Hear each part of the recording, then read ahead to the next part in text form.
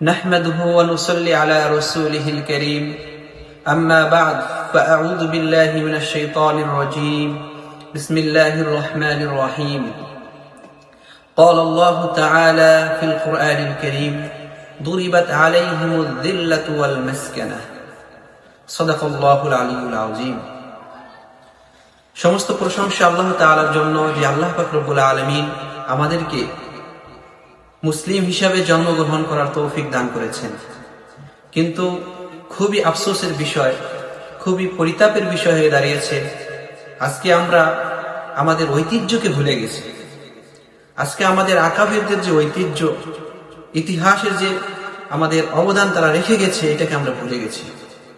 আজকে যদি আমরা মুসলিম বিশ্বের দিকে তাকাই, তাহলে আমাদের কিসের অভাব আছে? খুবই দুঃখের সাথে আজকে বলতেছি আমাদের ফিলিস্তিনি জাতিকে নিয়ে, ফিলিস্তিনি ভাইদেরকে নিয়ে। আজকে তারা পৃথিবীর বুকে কতটা নির্যাতিত হয়ে আছে, সারা বিশ্বের মুসলিম তারা তাকিয়ে তাকিয়ে দেখতেছে। তাহলে কোথায় গেল আমাদের সেই সালাউদ্দিন আইয়ুবীর সেই ইতিহাস, আমাদের সেই মুসলিম ইতিহাসগুলো কোথায় গেল যখন তারা সারা বিশ্ব নেতৃত্ব দিয়েছে? সালাউদ্দিন আইয়ুবী রাহিমাহুল্লাহ তাআলা তিনি এই মুসলিম জাতিকে মসজিদুল আকসা, যেটা আমাদের প্রথম কিবলা ছিল, এটাকে বিজয় করে বিশ্বের মুসলমানদেরকে উপহার দিয়েছিলেন। সর্বপ্রথম দিয়েছিলেন হযরত ওমর ফারুক রাদিয়াল্লাহু তাআলা আনহু, এরপরে সালাউদ্দিন আইয়ুবী রাহিমাহুল্লাহ তাআলা দিয়েছেন। কিন্তু আজকে সেটা আমাদের হাতছাড়া হয়ে যাচ্ছে। কিন্তু দুঃখের বিষয়, সব খুবই পরিতাপের বিষয় হচ্ছে, আজকে মসজিদটা ঘুম মেরে ভেঙে ফেলা হয়েছে, কিন্তু কোনো আওয়াজ তোলা হয়নি। কি অভাব ছিল আমাদের! আমাদের মুসলিম জাতির কাছে কি কোনো এমন কোন শক্তিধর রাষ্ট্র নেই যারা মোকাবেলা করার জন্য প্রস্তুত? অবশ্যই আছে। টাকা পয়সা, খনিজ সম্পদ, এমন কোন জিনিস নেই যেটা মুসলিম জাতির কাছে নেই। কিন্তু একটা জিনিসের সংকট তো অবশ্যই আছে, একটা জিনিসের সংকট অবশ্যই আছে।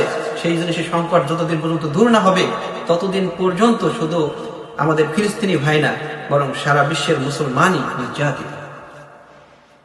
সেটা হলো গোলামিত্ব, আল্লাহর গোলামিত্ব না মেনে বরং আমেরিকার গোলামিত্ব মেনে নেওয়া।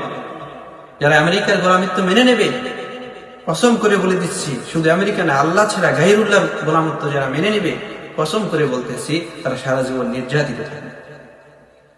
ইহুদি জাতি আজকে মুসলমানদেরকে কিভাবে মারতেছে!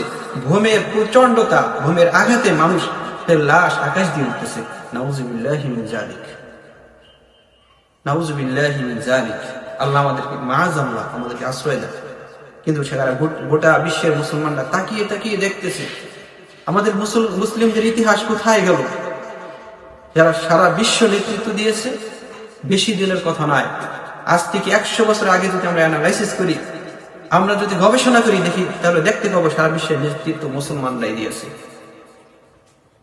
কিন্তু আজকে সবকিছু হারিয়ে বসেছে একটা কারণে, সেটা আমরা গোলামিত্ব করি। মুখে বলি একটা, অন্তরে রয়েছে একটা। অন্তরে করি আমেরিকার গোলামিত্ব, মুখে বলি ইসলাম ইসলাম ইসলাম। প্রতিটি রাষ্ট্রের দিকে তাকাইলে একই অবস্থা। আল্লাহ আমাদেরকে পানাহ দান করুন।